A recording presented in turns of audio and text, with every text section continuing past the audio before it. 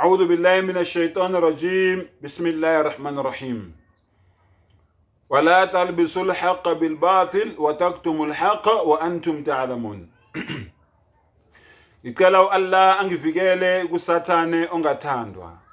Egameni lika Allah onomusa onesihawu. Ungaxubi iqiniso namanga.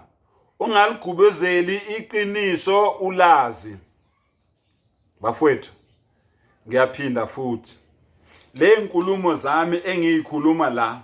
Ngisefonini yami, ngisemkhukhwini wami, lo enhlaleni ngisho ukuthi ngiyoze ngigugele emkhukhwini, ngiyohlupheka ngize ngifele emkhukhwini, ngikuwo ke lo mkhukhu. Nayi nemqulu yencwadi zami okuyizo engithekela kuzo ulwazi, engithola kuzo ulwazi, lolu nami sengilwethekela nina. Kukinike bafowethu ukuthi niyancela noma aninceli. Kodwa mina iqiniso ngizoliletha kini njengoba linjalo engilitholayo. Iqiniso lilapho bafowethu.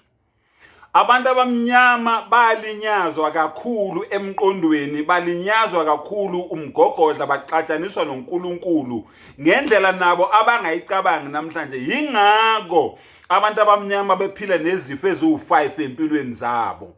Isifo sokuqala abantu abamnyama baphila naso umona.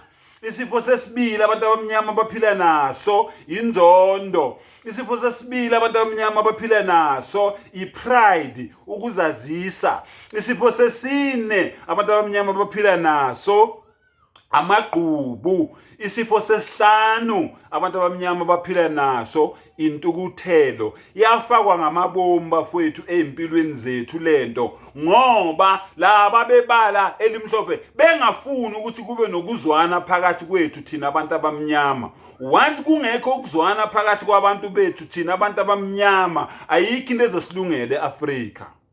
Bafowethu, usizi lomuntu omnyama lwaqala ngaleli langa leli. Umuntu ohamba ngemoto yesikolodo, ohlala endlini yesikweletu, ehlonishwa ukudlula umuntu onesithabathaba, onenxuluma ekhaya, onayo yonke inhlobo yemfuyo ongayicabanga, onganaso ngisikweletu esisodwa. Unempahla lo muntu, unezimvu, unembuzi, unenkomo, unamahashe, unembongolo, ayikho into angenayo lo muntu, unamaplazi. Kodwa yawa inhlonipho ngoba yena engayanga esikolweni, wayofundela ukuba nezikweletu.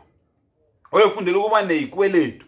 Uhamba ngemoto enkulu e30 thayi elikhulu elingaka emhlane, kodwa kuyona yakhe imoto yebhange. Uhlala endlini eyisithabathaba somuzo mabayibayo osentabeni, kodwa akuwona wakhe owebhange. Ubhadala isikweletu, ubhadala installment njalo inyanga mayiphela. Abantu abakhe bafunda kuma tertiary school, kuma high educations, yikolodo. Lo muntu loyo uhlonishwa ukudlula lo muntu lo onayo yonke into ekhaya, ongaswele lutho. Lwaqala usizi lomuntu omnyama.